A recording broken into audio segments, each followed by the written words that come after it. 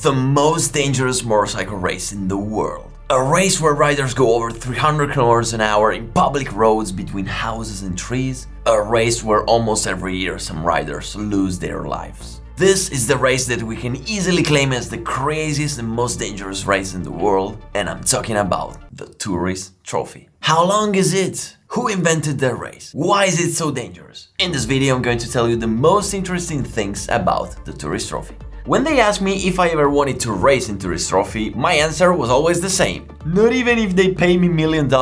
Never. And I say that as somebody who used to race with motorcycles. Yeah, because after racing for 3 years as an amateur rider, I understood that talent is not enough to be a pro rider. Because if you don't have a big piece of madness in your brain, you will never be a pro rider. Yeah, because racing with motorcycle means having to deal constantly with the risk of dying. And the only way to ride fast and safely is to be able to overcome that fear. Actually, I think I have a piece of madness in my brain, because I used to race with motorcycles and now I race with cars. I did some very bad crashes, I broke bones, yet with cars I'm still racing competitively. But with motorcycles it's different, because your whole life depends on a piece of rubber the size of a credit card that has to stick to the ground at 300 kilometers an hour, and you have to blindly trust that piece of rubber and you have to keep it flat out. Now, when we talk about motorcycle racing, everybody thinks about MotoGP, which is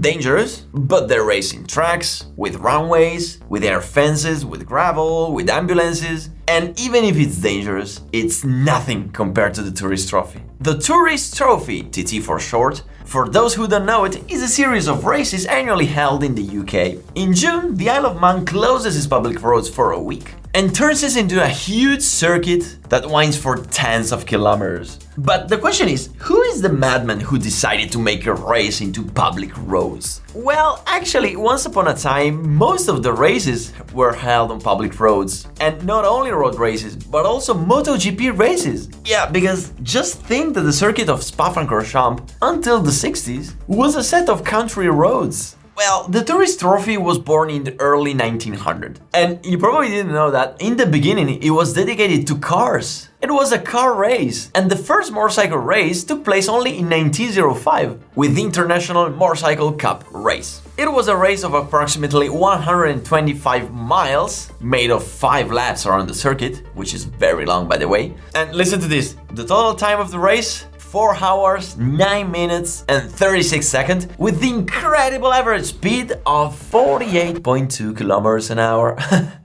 Well, it's funny to think that if you nowadays take a 50cc scooter and make the circuit respecting the road limits, you probably will go faster than the winner of the first Tourist Trophy. But you know, motorcycles had a big evolution during the years, and I guess that 100 years ago, nobody thought that 100 years later, that same race would have been completed with an average speed of over 200 kilometers an hour. After a few years, in 1911, the layout was changed, and from that moment it remained the same for over 100 years, taking the name of Snaefell Mountain Course, while the whole race was named Isle of Man TT Race. Now, the race, since the beginning, always has the same common denominator, which is risk. We're talking about a race that takes place between towns, trees, houses, fences, no runways, just a tiny mistake and you're dead. And let's not forget that we're racing in the UK, and you know that the weather sucks. Humidity, rain, sometimes even fog, all aspects that makes the Tourist Trophy the most dangerous event in the world. But the madness has just begun. Do you know how long is the Tourist Trophy circuit? Well, I don't think that all of you knew it. The track is long 37.7 miles, which is 60 kilometers and 720 meters. And it's made of 200 corners. Just to give you a comparison, Spa-Francorchamps, which is the longest Formula 1 track nowadays, is only 7 kilometers long, with only 19 corners. Can you imagine the scale of the Tourist Trophy circuit? Or let's think about the Nordschleife, 20.8 kilometers long, just 1/3 of the Snaefell Mountain Course. Now, here comes the true madness. Do you know how long it takes to make one lap? The fastest lap time in history, made by Peter Hickman in 2023, was 16 minutes and 36 seconds, which means running with an average speed of 219 kilometers per hour. If you don't realize how crazy is this, just to give you a comparison, the MotoGP lap record in Mugello had an average speed of only 179 kilometers an hour. Just think how fast you have to ride in the Tourist Trophy. Now, as I told you, the Tourist Trophy is the riskiest race in the world. And of those 200 corners, 60 of them have been named after the most successful riders or after those riders who lost their lives in that corner. Yeah, because this is the sad part about the Tourist Trophy. Do you know how many riders died since the first edition? 266, with the terrible average of 2 riders per edition. There was only one edition in 123 years where nobody died, and it was the 1982 edition, while the 2022 was a really bad year with 6 riders dead. However, it was not the worst edition, because the worst one was 2009, with a total of 9 casualties. Unfortunately, the Tourist Trophy is also this, and those who race it, they know it, and they all accept the risk when they decide to participate. But talking about the bright side of the race, do you know which Italian rider has won 10 races in the Tourist Trophy? Yeah, I'm Italian, so I want to talk about him. I'm talking about the most winning man in the MotoGP history with 15 world titles. He is Giacomo Agostini. But listen to this, Giacomo Agostini was not a TT rider, so how did he win 10 races in the Tourist Trophy? Well, you probably don't know that, but there was a time when the Tourist Trophy was one race of the Motorcycle World Championship calendar. So Agostini actually was kind of forced to race there if he wanted to win the Motorcycle World title. And Agostini raced from 1965 to 1972, winning a total amount of 10 races. Okay, but 10 races in 7 years? How? I don't know if you know that, but Giacomo Agostini used to race in different classes. That's how he won 15 World Championships. It's kind of like if today Pecco Bagnaia races in MotoGP, Moto2 and Moto3 at the same time. Yeah, today it's impossible. Once upon a time you could do it. However, Agostini decided to stop racing in the Tourist Trophy in 1972. And the reason is simple. That year, his friend Giacomo Palotti lost his life during the Tourist Trophy race. And it was already since several years that Giacomo Agostini kept criticizing the idea of putting the Tourist Trophy into the Motorcycle World Championship calendar, because that kind of forced many riders to participate in the most dangerous race in the world. But despite the fact that Giacomo Agostini abandoned racing the Tourist Trophy, the island spectators kept loving Giacomo. And they loved it so much that even today there is one spot on the track having his name. And I'm talking about the Agos Leap. And the question is, why did they give him his name? Well, the reason is simple. Giacomo Agostini was the first rider in history doing that part on one wheel, which today is no surprise, it's common practice. But with those bikes, with those powers, was not that common actually. Yeah, because obviously, not only riders ride between houses and trees at more than 300 kilometers an hour, but they also have to fight the wheeling of the bike. But why am I describing it if I can show you what it truly means? This is exactly what the rider sees.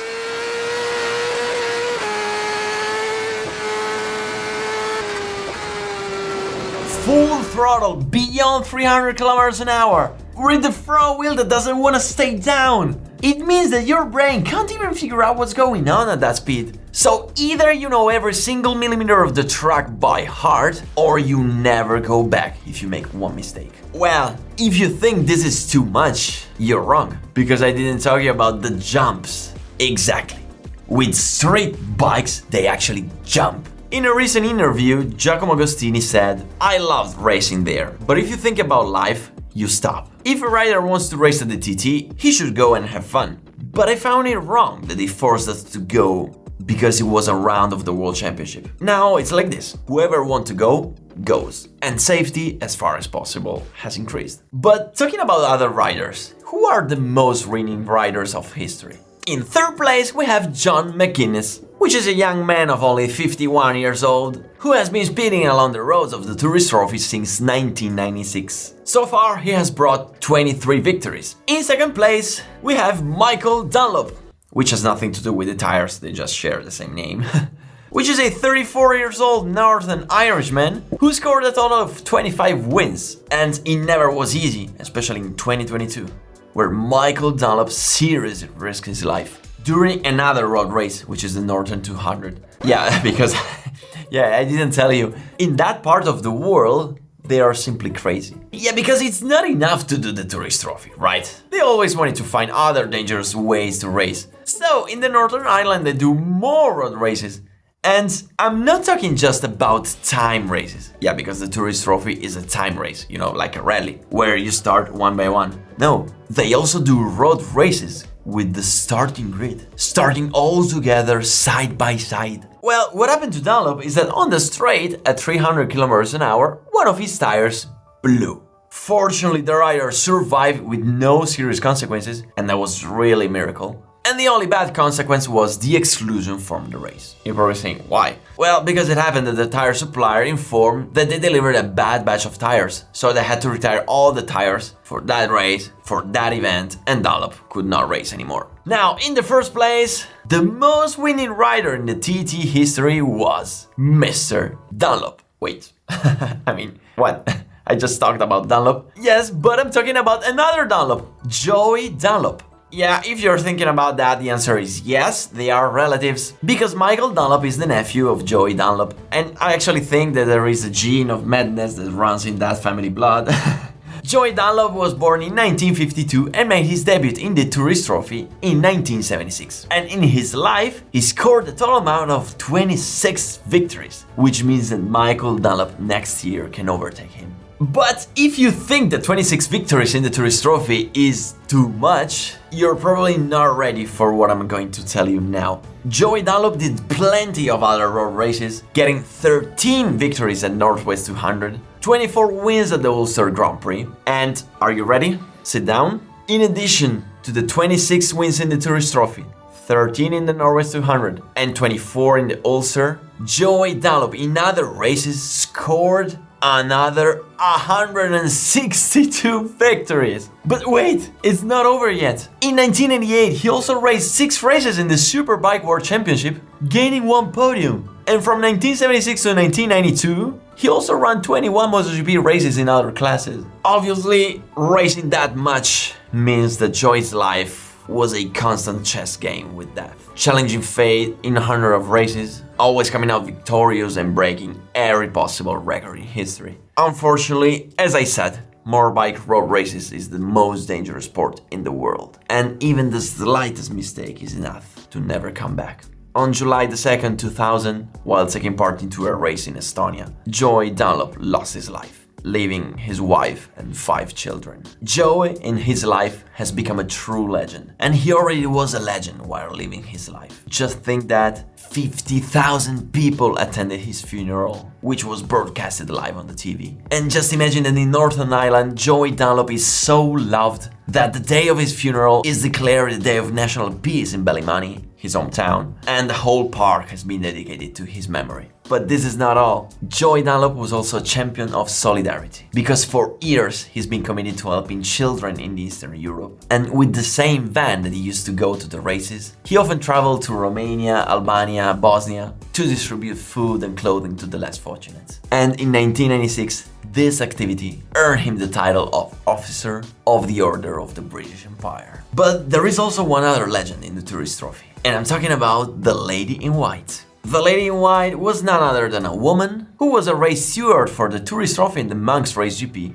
for 38 years. Her name was Gwen Crellin. She was born in the Isle of Man in 1917, and she was the founder of the TT Marshals Association. Gwen Crellin, who passed away in 2017, was a real symbol of the competition. And the nickname Lady in White was attributed to her by Giacomo Agostini, precisely because white was the color of the uniform she was wearing while working as a race marshal. And there is a story about the Lady in White, which is that those riders who greeted her would have survived the race. And this led over the years to a superstitious ritual, with many riders stopping in front of her house before the race just to greet her, and therefore hoping for good luck. For those riders instead who just limited themselves on raising an arm while passing in front of her house, Gwen used to reciprocate with the sign with 2 simple words written on it: good luck.